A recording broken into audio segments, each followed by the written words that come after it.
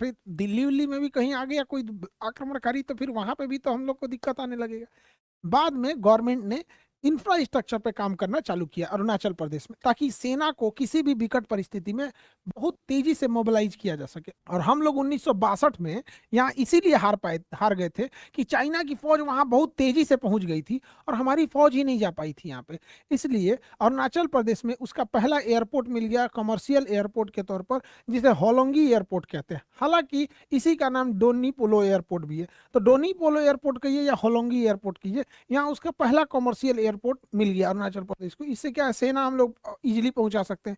Connectivity को और बेहतर करने के क्रम में भारत सरकार ने अरुणाचल प्रदेश और असम को जोड़ने के लिए कई महत्वपूर्ण परियोजनाओं को आगे बढ़ाया, जिसमें ढोला सादिया ब्रिज को जोड़ दिया गया यहाँ पर, और ढोला सादिया के अलावा बोगी ब्रिज को जोड़ दिया गया जो असम से यहाँ पे आगे बढ़ती है। इसके साथ ही यहाँ तवांग, चाइना की नज़र इस तवांग पे है, क्योंकि अगर इस एरिया पे चाइना कब्जा कर लेता है तो तवांग को बौद्ध मठ का, मतलब देखिए जिस तरह से बौद्ध लोगों का चाइना ने कब्जा किया तिब्बत, उसकी राजधानी लहासा को, तो उसके बाद सबसे बड़ा बौद्ध केंद्र बन गया ये तवांग घाटी। यहाँ पर यहाँ एक दर्रा भी है बोमडीला। तो चाइना को सोचता है कि इस एरिया पे कब्जा किया जा सके। इन फ्यूचर अगर लड़ाई भी होगी चाइना से तो इसी एरिया में सबसे ज्यादा देखने को मिलेगी। तो यहाँ से ना असम से जब सेना जाती थी तो इस रास्ते में 12 घंटे समय लगते थे। अब आप बताइए युद्ध की स्थिति में 12 घंटा में सड़कें लगेंगी तो हालत खराब हो जाएगा, क्योंकि यहाँ बड़े बड़े पहाड़ थे। अब पहाड़ को घूमने में टाइम लगता है, उसके बाद बर्फ जब गिरने लगेगा तो हम जा नहीं सकते। इसलिए इसमें ना 2 सुरंगें बना दी गई, 1 किलोमीटर और 1.5 किलोमीटर लंबे पहाड़ को काट के, सेला टनल। उसी टनल का नाम है सेला टनल, जो इसके बीच में पहुंचती है यहाँ पर।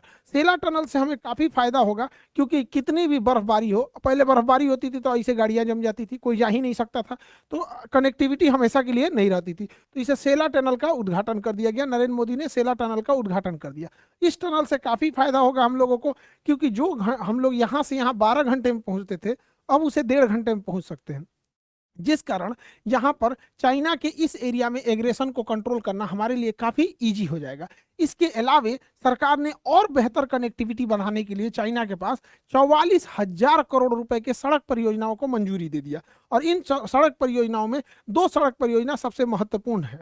एक परियोजना है frontier highway. Frontier highway Tawang के पास से शुरू होता है और पूरा चाइना बॉर्डर के पास, ये जो मैकमोहन लाइन है इसके पैरेलल चलते हुए और यहाँ म्यांमार के बॉर्डर पे जाके खत्म होता है। इससे किसी भी विकट परिस्थितियों में हम लोग एकदम बॉर्डर तक पूरी सेना बिछा के पहुंचा सकते हैं। और बॉर्डर रोड ऑर्गेनाइजेशन ने इसे बनाया था। चाइना एकदम शॉक हो गया कि भैया भारत की नीति ऐसे कैसे बदल गई। इसके अलावा अरुणाचल प्रदेश में एक इंटर कनेक्टिविटी हाईवे और बनाया गया इसी तवांग के पास से, यहाँ ले आके, और ये बीच बीच से ले आया गया यहाँ पर, और इस हाईवे को यहाँ ले गए लोग। इससे क्या है, कनेक्टिविटी बढ़ गई। और अरुणाचल प्रदेश में कनेक्टिविटी एकदम बेहतर होने की वजह से वहाँ पब्लिक भी नहीं रहती है, तो सड़कें क्या है 2 लेन ही बहुत एनफ है सेना के आने जाने के लिए यहाँ पे। और ये पूरे 12 मास ये सड़कें खुली रहेंगी, जिस वजह से विकट परिस्थिति में हम वहाँ मोबिलाइजेशन बहुत तेज कर देंगे। लेकिन इससे क्या हुआ, चाइना को दिक्कत होने लगा।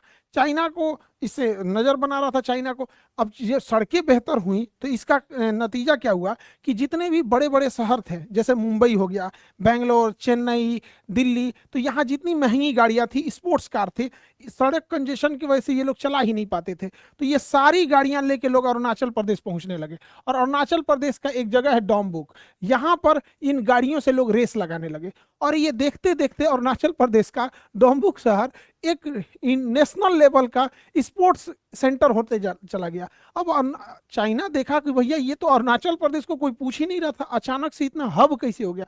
अब चाइना परेशान हो गया। चाइना कहता है कि भारत को कोई अधिकार नहीं है अरुणाचल प्रदेश में इस तरह का डेवलपमेंट करने का यहाँ पर। तो भारत सरकार करे भैया हम तुमसे तो पूछ के करने वाले नहीं है, यहाँ पे तुम चिल्लाते रहो यहाँ पर अरुणाचल प्रदेश में। तो भारत सरकार इस पे और तेजी से काम कर रही है। अब अमेरिका का क्या कहना है, अमेरिका का कहना है कि अरुणाचल प्रदेश भारत का एक अभिन्न भाग है। तो अमेरिका इस बात पे कह रहा है कि हमारा अभिन्न भाग है यहाँ पर।